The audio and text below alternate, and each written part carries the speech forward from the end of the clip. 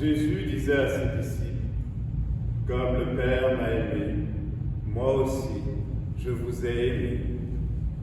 Demeurez dans mon amour. Si vous gardez mes commandements, vous demeurerez dans mon amour, comme moi j'ai gardé les commandements de mon Père, et je demeure dans son amour. Je vous ai dit cela pour que ma joie soit en vous, et que votre joie soit parfaite. Mon commandement le voici. Aimez-vous les uns les autres, comme je vous ai aimé. Il n'y a pas de plus grand amour que de donner sa vie pour ceux qu'on aime. Vous êtes mes amis, si vous faites ce que je vous commande. Je ne vous appelle plus serviteur, car le serviteur ne sait pas ce que fait son maître. Je vous appelle mes amis, car tout ce que j'ai entendu de mon Père, je vous l'ai fait connaître. Ce n'est pas vous qui m'avez choisi, c'est moi qui vous ai choisi et établi, afin que vous alliez, que vous portiez du fruit et que votre fruit demeure. Alors, tout ce que vous demanderez au Père en mon nom, il vous le donnera. Voici ce que je vous commande, c'est de vous aimer les uns les autres. Alléluia, Alléluia, Alléluia,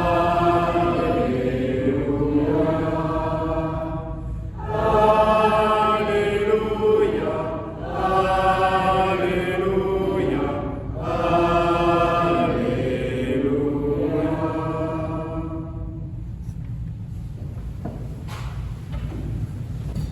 Cédric, on ne se connaît pas, mais alors je ne sais pas s'ils sont tous avec toi.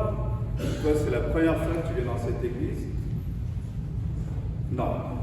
Mais voilà, donc, nous avons entendu que hier tu as fêté un événement important, 40 ans pour un père, avec ta fille juste à côté, avec la famille, avec les amis.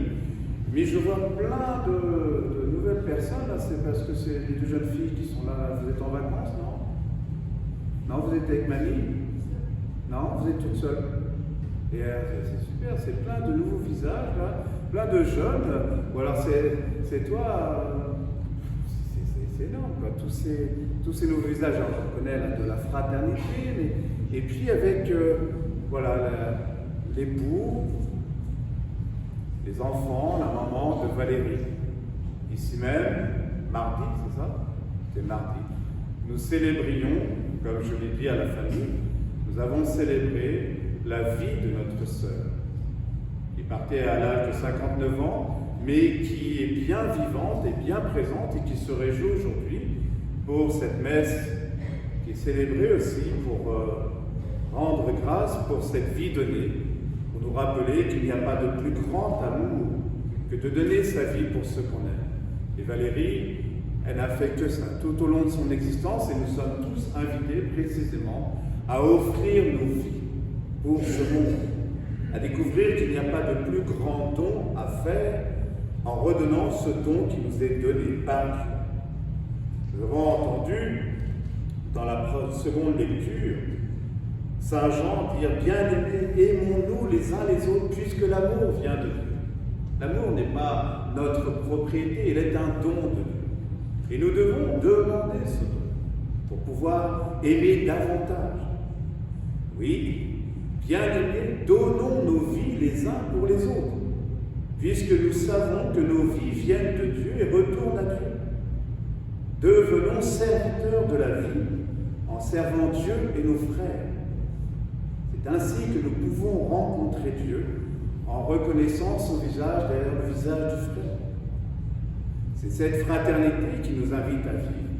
Et la fraternité avec laquelle je suis parti à Lourdes, fraternité Saint-Benoît-Joseph-Là, nous avons pu vivre précisément cette proximité en nous nourrissant de cette parole, en nous nourrissant de la présence de celui qui nous prend par la main pour faire de nous précisément des frères en vérité.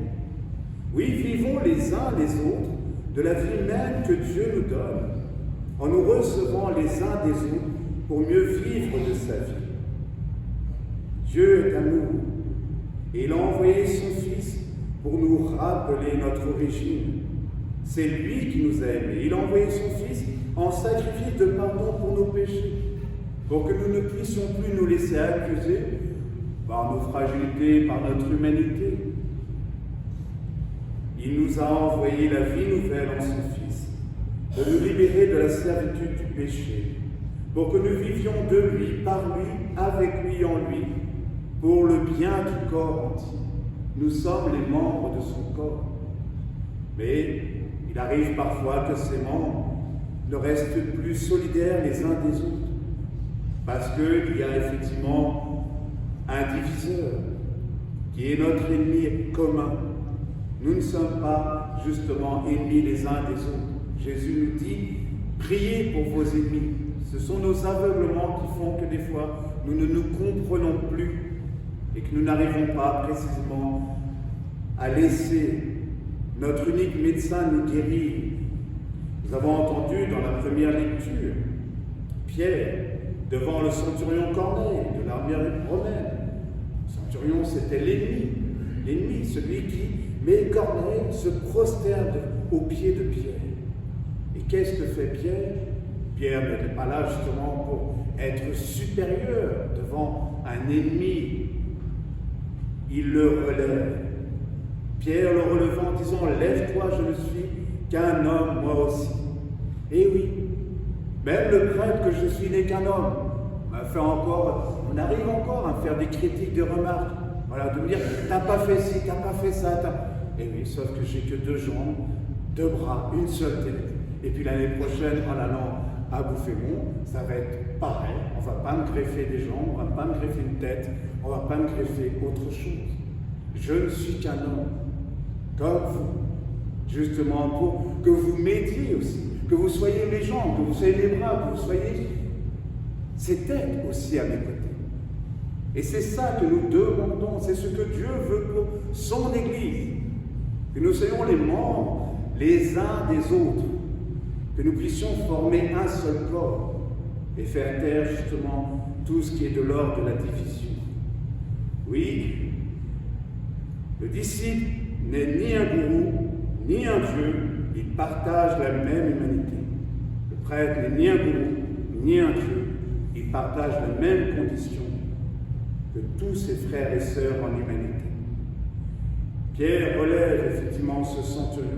Et nous sommes invités, nous, frères et sœurs, à nous relever les uns les autres.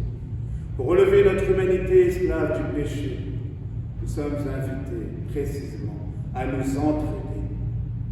C'est la parole qui éclaire et rend visible l'invisible.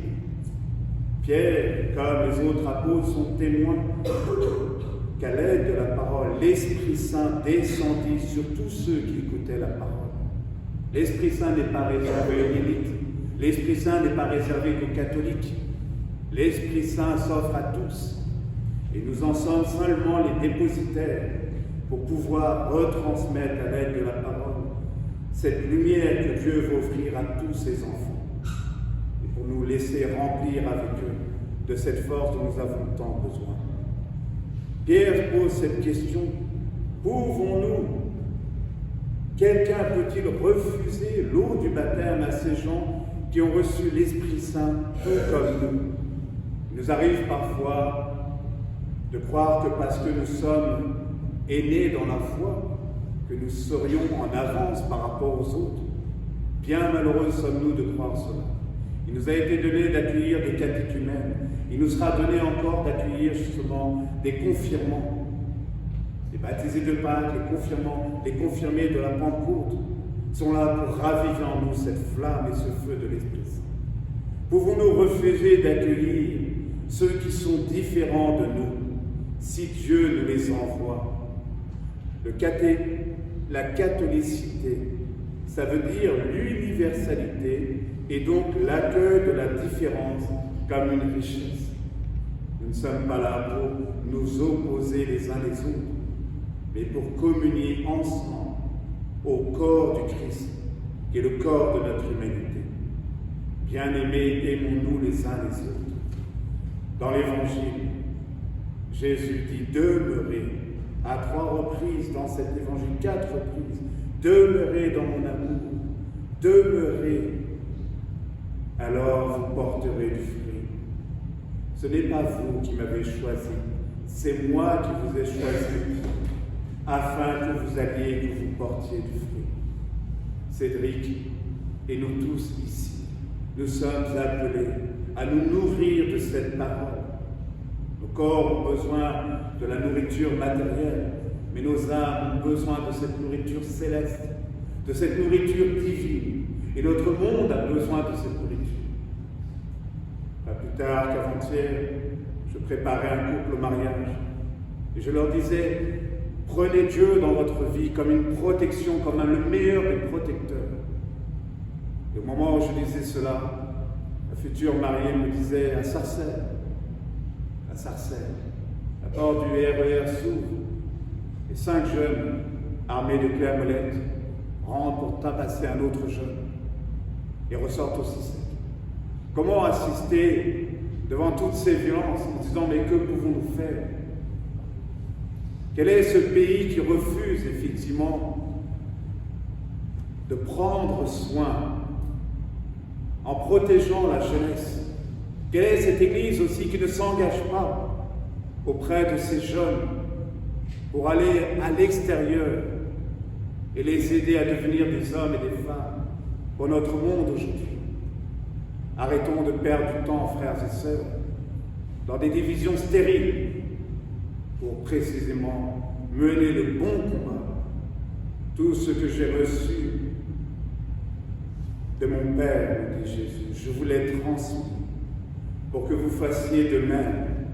Tout ce que je suis, je vous l'ai transmis et je sais à qui je l'ai transmis. Je sais que vous porterez du fruit. Cette parole,